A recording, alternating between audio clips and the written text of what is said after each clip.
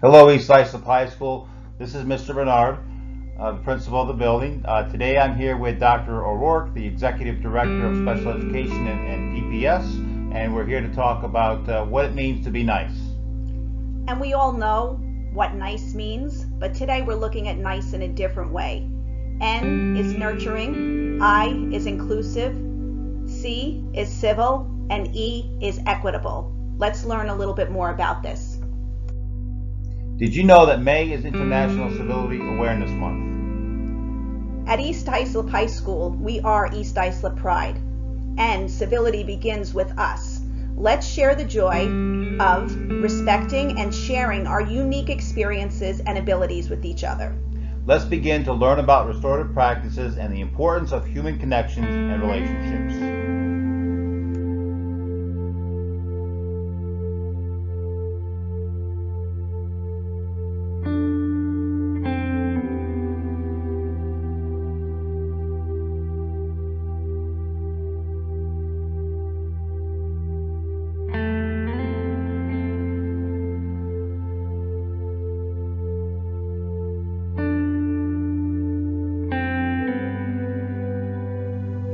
Here in East Islip, we've been working hard to create a culture of care utilizing restorative practices. We're working on fostering relationships, developing empathy, actively involving all members of the school community, encouraging accountability and responsibility. Recognizing all parties as valuable members and seeking to understand each other. Here at East Islip High School, our Building Restorative Justice team has developed a list of expectations for all staff and students. These are the non-negotiables. Be respectful to all members of the school community. All students and staff will be addressed by their preferred nickname. All students and staff should be addressed by their preferred gender pronoun. All students and staff must be open-minded and have flexible thinking. When entering a class, everyone should be greeted with positive and affirmative language daily. Each teacher dedicates time throughout their day to build positive relationships. Building needs will have designated space and supplies for restorative talking circles. Staff and students must commit to learning restorative practices. And remember, restorative practices are both for students and staff. And our school environment is physically, emotionally, and psychologically safe for all members. Today, we will begin learning and understanding about restorative practices and a culture of care, and how to establish this culture of care by learning about members of our school community. You are going to be watching a video entitled Nice. The reason we're watching this today is to foster and build relationships and strengthen communication. Our goal is to foster empathy and understanding from members of our school community. We want to learn to listen without judgment or bias, and we hope today you can reflect on what you can do to help foster a culture of care within your school building. Reflect on how you can make a difference. Here are some things to remember when watching the video.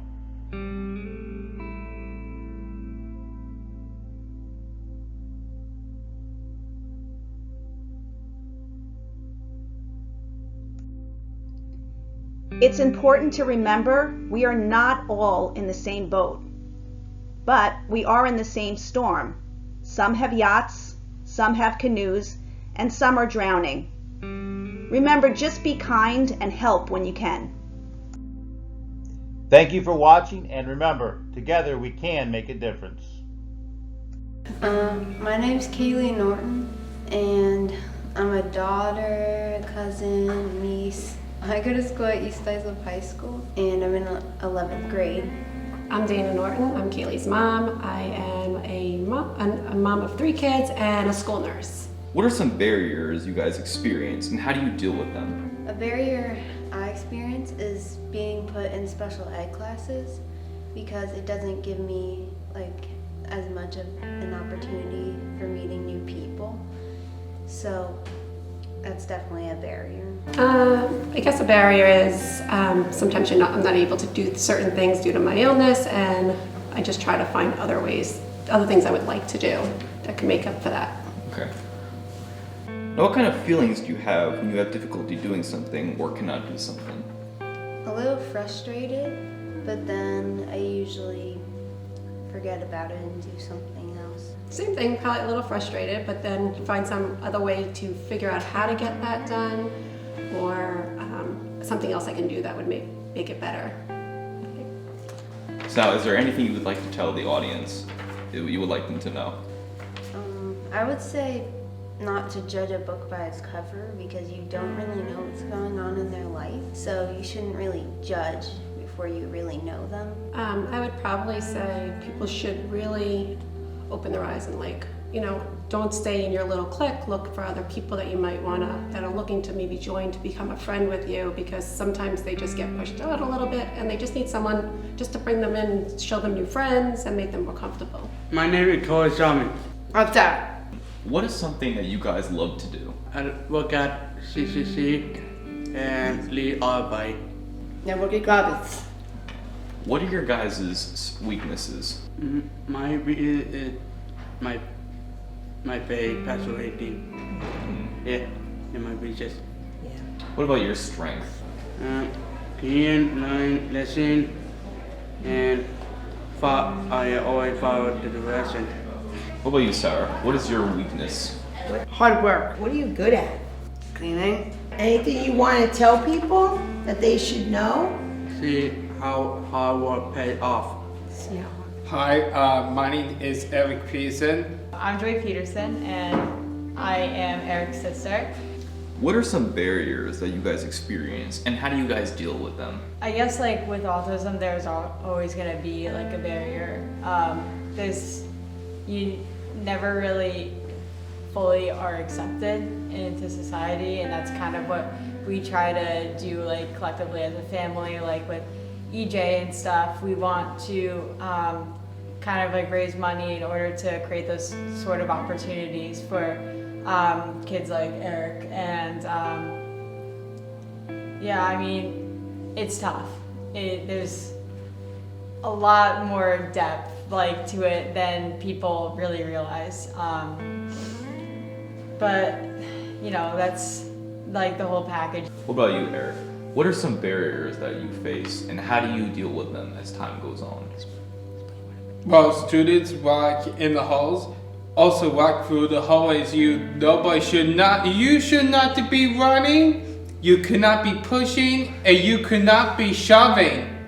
If you could, what would be something you would change in people? A lot of people aren't patient. When it comes to autism, everything is patience. And people don't tend to really accept certain differences, and I wish people would be more empathetic towards the world, and be more accepting of the differences we have in society, because beneath every person there's always good. And some people just don't really have the patience to kind of find that in a person. Do any of you guys want to tell the audience your strengths and weaknesses?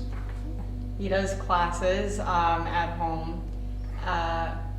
He likes to be in his room, calls it the dorm. And he just kind of lives as though he's a college student, and kind of envelopes that. He enjoys it. It's his thing now.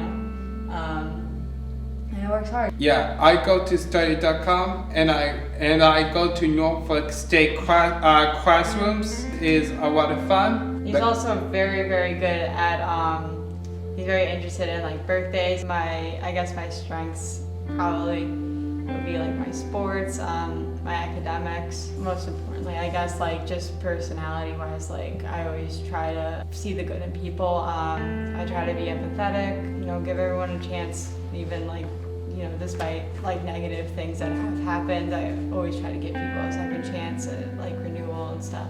But yeah, I think that's really important for everyone. Should try to do that, try to see the good in people. Sure. My name is Wendell Huang. I am a senior in high school, and I'm a former ESL student.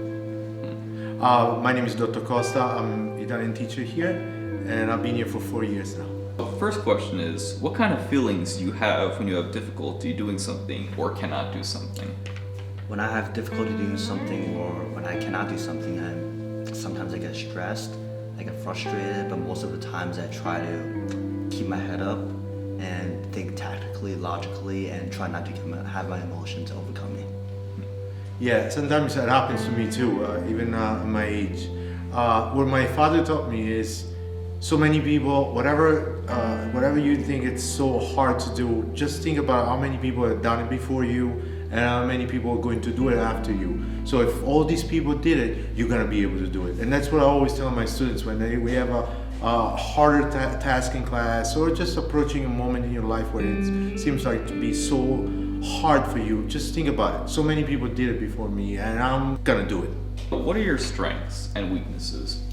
So my strengths, like I said before, I try to keep my heads up and think of situations more like logically rather than emotionally confronting a situation.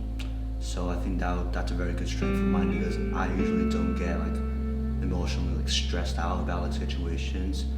And as for my weaknesses, I feel like I can be a bit lazy sometimes, but like I try to improve myself on that aspect. Yeah, my strength is sometimes I stop and think, and before starting a task, and that helps me a lot. So make everything rational as much as I can, and then the task is complete. I always give my 100%. Is my 100% perfect all the time? Of course not. But I know at the end of the day that I give my 100%. My weakness, I procrastinate a lot, and I wish I didn't, but that's just who I am. And I accept myself for what I am. At the end, I get it done, but it's always that last second thing. Now, do you have any messages to any people watching this? So I want people to be more empathetic and not judge people by their covers, and like realize that people have their own problems, like that's going on in the background that they may not see on the surface. Yeah, just we are humans. Just let's act like humans. And in the morning, even when we cross the hallway, smile, say good morning, how you doing? It's a nice way to make our school feel more inclusive, and kind of try to get to know as many people as you can. And so you have a better grasp of your reality, your environment, and that makes a huge difference. Good morning, my name is Christopher Padger. I am 44 years old and I teach in the East Islip Middle School health education for here the last 17 years. What kind of feelings do you have when you have difficulty doing something or cannot do something?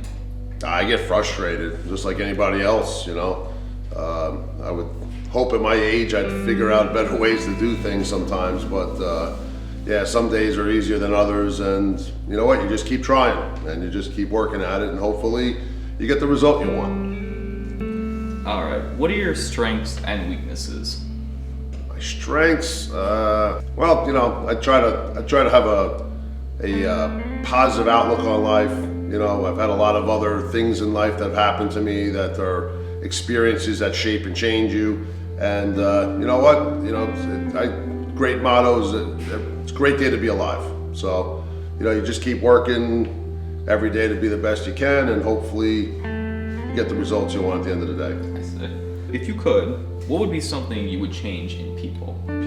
I would be wonderful if everybody could feel what everybody else feels. In terms of, when you see in the middle school with kids, they're so worried about popularity or fitting in, and you just say, be yourself. Can you just be happy being you? And if you worry more about yourself instead of about what everyone else is doing, you'd have a lot less stress and have a lot less, worries and negative social interactions if you just worry about yourself and you're just happy with who you are. Anything you want to share to the people? I have monochromatic color blindness. On my mother's side of my family, myself and a cousin of mine are both monochromatically colorblind, so that's how we figured out. My mom, her sister, my aunt, both carry the gene. So basically, I see in 50s television. So I see black and white, grayscale. I don't dress myself. I'm lucky that my wife takes care of that for me, so I don't have to guess what color the clothes I'm wearing. I tend to wear a lot of gray clothing because that's what my favorite color is, gray. as well as, dark colors just seem to fit better. So if I ever look like, someone from the circus, it's probably that my wife's mad at me. Hello, my name is Karen Garcia, and my sign name is Karen. What is something you love to do? I'm a skilled soccer player, and I enjoy going to practice every day, hanging out with my friends. What are some barriers you experience, and how do you deal with them? Taking tests, social studies specifically, it's hard for me. I have to study for like 1 or 2 days, and it's a lot of stress on me. To control those feelings, I will use a stress ball, I'll go for a walk, and just relax. What are your strengths and weaknesses? I'm friendly. So my weaknesses are I struggle with writing.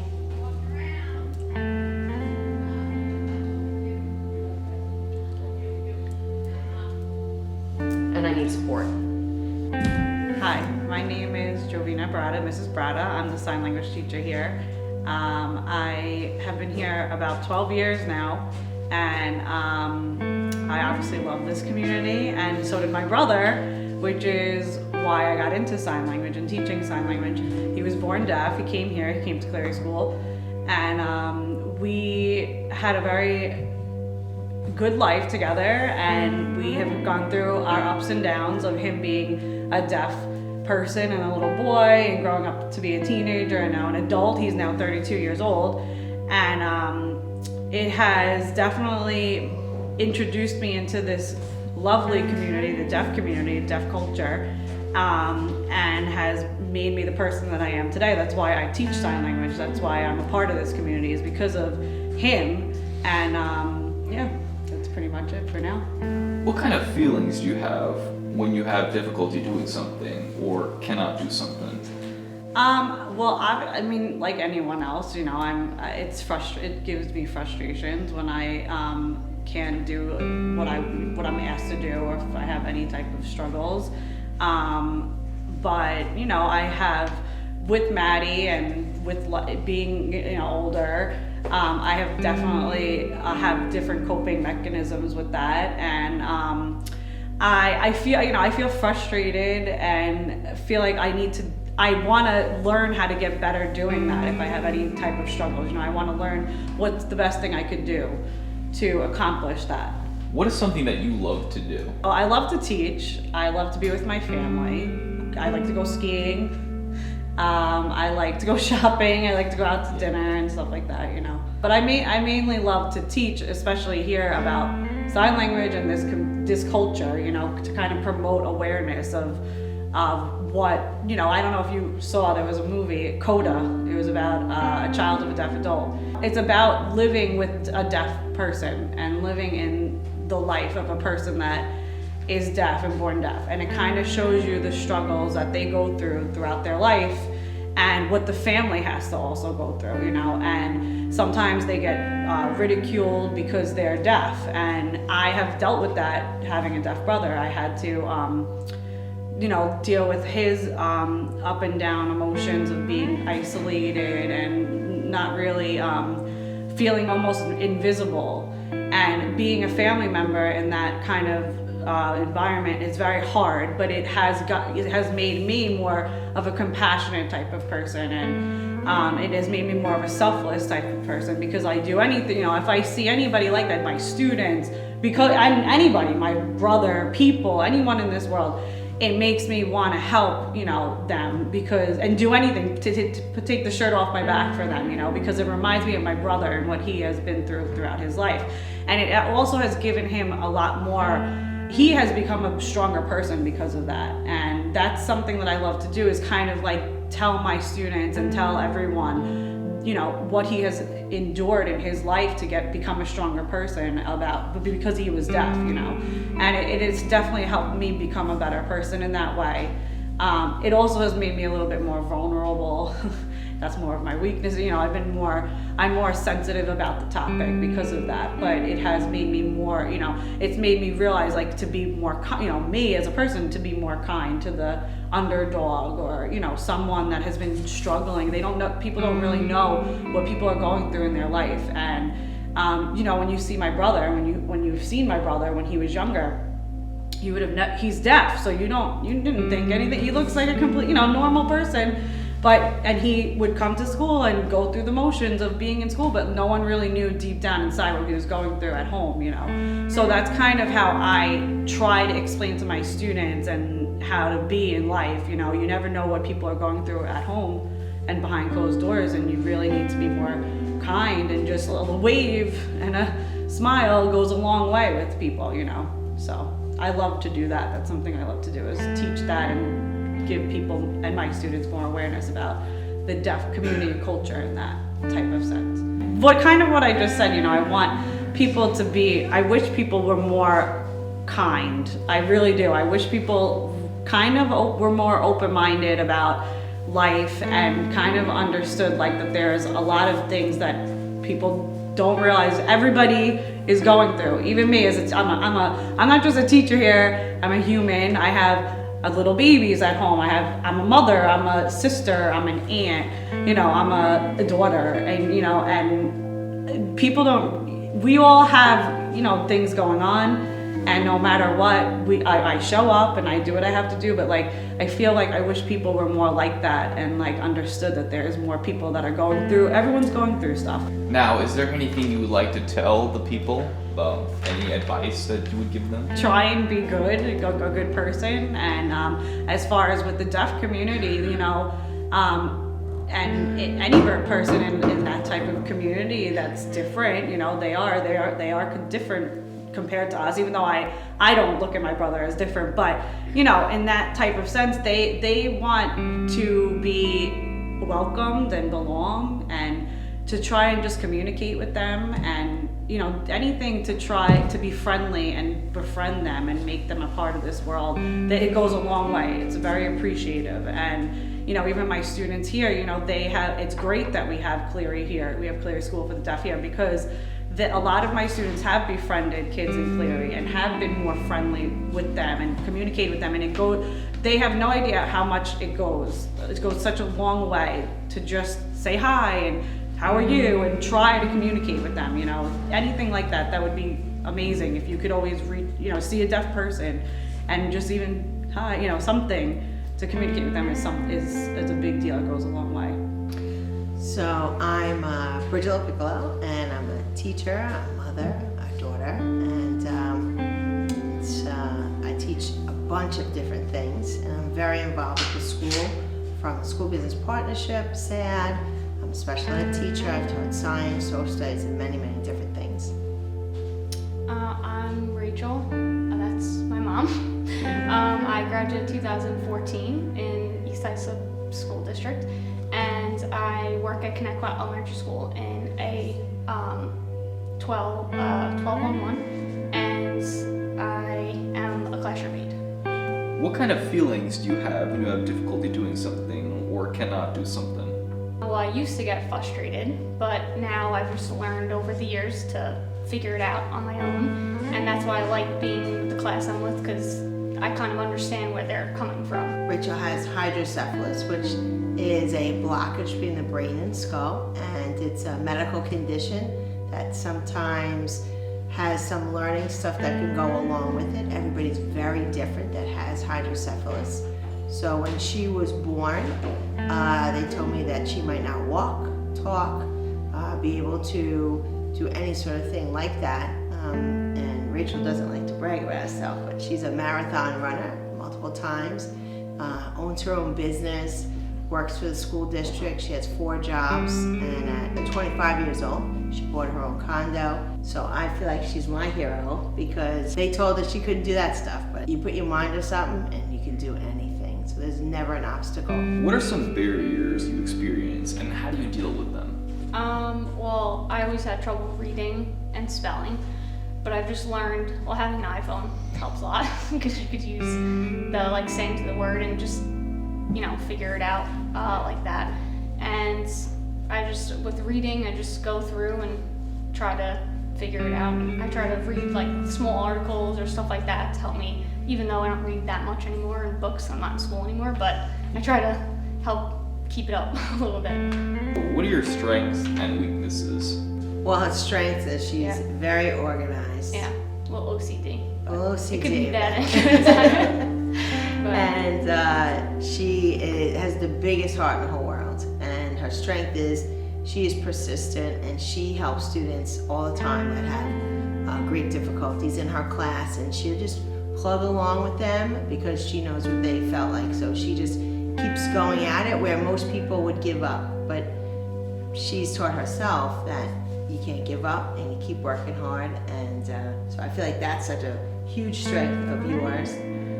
Weakness? Well, I don't know. What's your weakness? I don't know. Oh, I get frustrated with certain things, but you just gotta keep thinking, get past it. 7 billion people in this world, yet she felt so incredibly alone. She was told she was beautiful and smart, a good friend, a daughter that made her parents proud, but she never believed any of it. The temporary joy she felt from her accomplishments slipped away like impatient tears running from an emotionally drained eye. She was lost and unsure of how to find herself. She was confused, filled with uncertainty, and doubted every single action, every thought, every decision that she made. She gave everyone else the benefit of the doubt except for herself. She put others before herself, and she gave out all the love until she was left with nothing for herself, to her own detriment. She was anxiety. She was a panic attack 8 a.m. She was depressed. She was worried. She was uncertain. She was a procrastinator. She was exhausted. She was me. People do not really understand anxiety and depression, but the words get used all the time. And what people need to know is this is a real thing, that it is important to have support system and people to help you deal with these feelings. I'm going to be okay and be successful in life. I just need to take it a day at a time, one foot in front of the other, and I will be me, a person that has overcome anxiety, and I will help others see that it's important not to judge a book by its cover. My novel is long and deep and full of triumphs and failures, but I will make it because I am loved by you and me. Hi, I'm Mike. I graduated EIHS High School in 2014. School wasn't always the strong suit, but I found things I liked. The auto program, I've been working as a mechanic for years now. Local mechanic shop in the town. Hi, my name is Carlos. I graduated year 2021, and like you said, never judge a book by its cover because you never know what someone's strengths and weaknesses are.